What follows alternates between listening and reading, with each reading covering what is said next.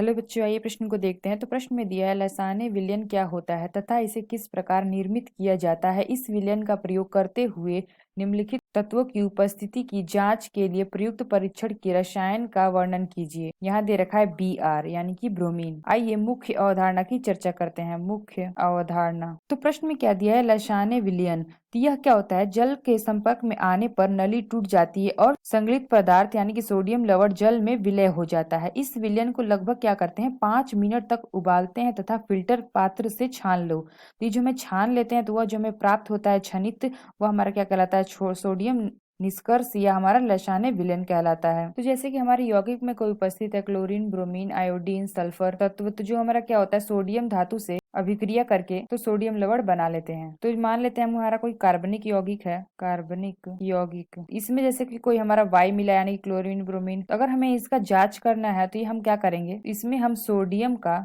अभिक्रिया करा देंगे, सोडियम यानी कि संगलन करा देंगे, संगलन। तो यहाँ पे हमें क्या प्राप्त होगा, यहाँ पे हमें प्राप्त होगा सोडियम का लवण, सोडियम का लवण। तो ये हमें सोडियम का जो लवण प्राप्त हुआ, अगर हम क्या करेंगे, इसको जल में विलीन करेंगे, जल में विलीन करने पर आयनित हो जाएगा।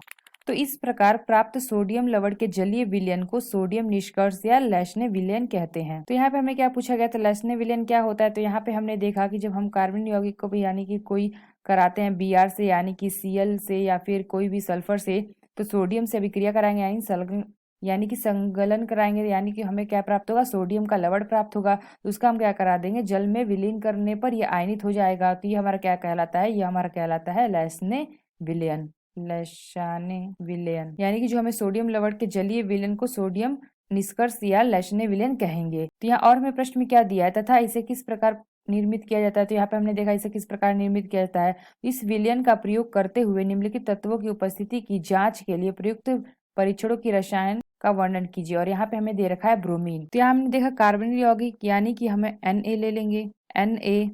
तो हमारा क्या दे रखा है, हमें दे रखा है Br। तो Br का हमें कराना है तो ये हमारा हो जाएगा NaBr यानी कि Y की जगह पे हम ले लेंगे Br।